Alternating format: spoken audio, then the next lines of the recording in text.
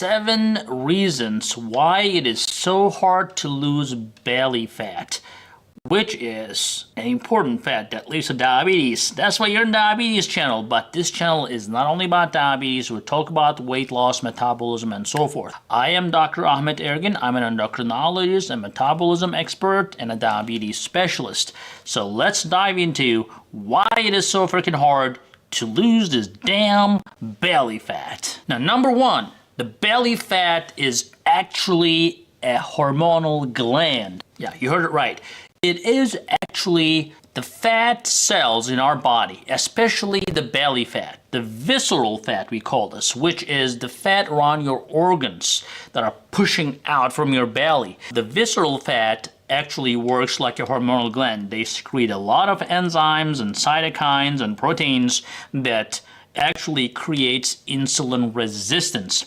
They actually protect themselves, especially in that area where you are doing everything you can, but that belly fat, once you develop that fat, well, it will go, but I'll tell you that. But it is very hard to remove that fat because it is protecting itself with a lot of cytokines. So the best way to avoid or best way to prevent that problem would be not to gain belly fat. We'll talk about that in a second, but I'm telling you that the belly fat is a hormonal gland that protects itself. That's number 1. Number 2, well, we all kind of like the sweets and the alcohol, right? So the social gatherings, the parties, the birthdays, and this day, that day, all sorts of holidays. We are always subject to, making this hard decision about eating, not eating, drinking, not drinking. It is a difficult decision and it's surrounding us everywhere.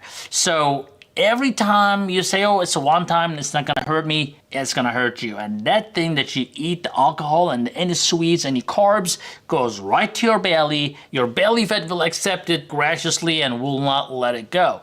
So that's number 2. Well, it's number 3. Low estrogen levels lead to belly fat. So no wonder my office is full of postmenopausal women trying to understand why they're gaining weight, although they have not changed anything in their life. And I don't blame them, because when the estrogen levels go down, unfortunately your body shifts the weight from your buttocks and from your thighs to your belly.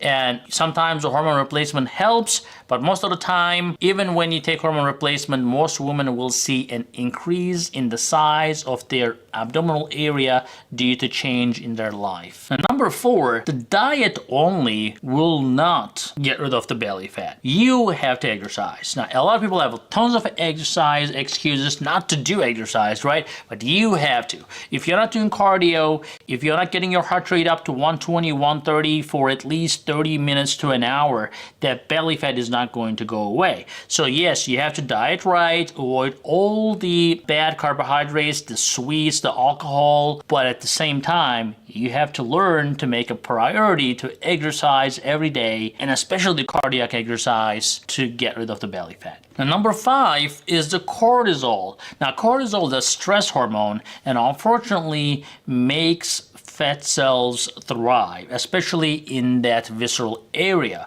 in the abdominal area. So if you're stressed out, or if you just stress about everything, or if you just have a difficult life, that's just not going to help you to get rid of the belly fat. So do some relaxation, do some yoga, do something that will relax you, and try to avoid stressful situations. That will definitely help you in the long run to avoid that belly fat. But number 6, sometimes you cannot really beat genetics, or actually pretty much never. You cannot beat your genetics. So if your mom was an apple-shaped person, if people in your family have significant abdominal obesity, sometimes it's just in your genes.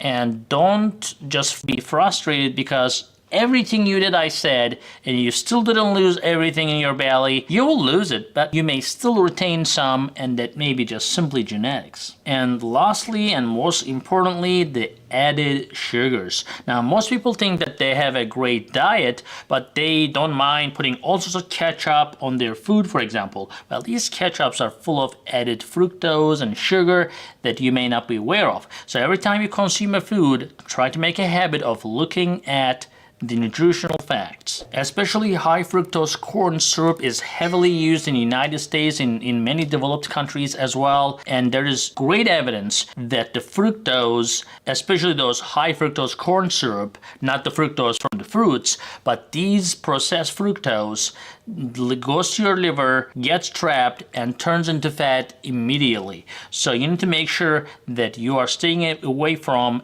everything that is processed that gets on your table. So guys, I hope this helps, and I hope you like this video. Give a thumbs up, share, and we'll see you in the next video.